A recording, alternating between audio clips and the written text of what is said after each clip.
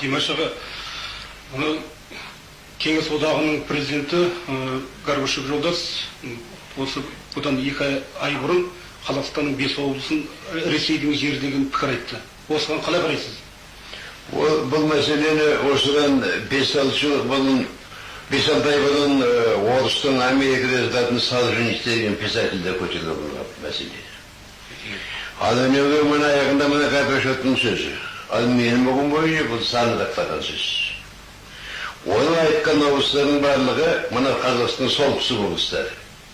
Ол біздің ата-бабамыздың қазақтың өз жері. Ал енді оған біздің тарихшыларымыз оған баға беріп, оның бәрін көрсетіп отыр, дүрістігін Қазақстан жер екендігін. Ал енді мынаны бұл керек. Мәселен, Қызылжарды, Петропавлды қазақ Қызылжар деп айтады. Ал Павлодарды Кереку деп айтады.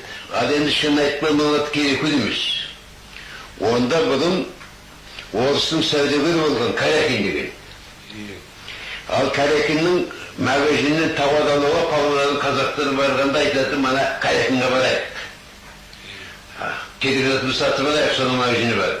Содан Карякин Кереку болып кеткен. Ал шын айтқанда ол мұның аты Тұзғалы. Ол да мына көшіріміз қазақтың өз жері екен.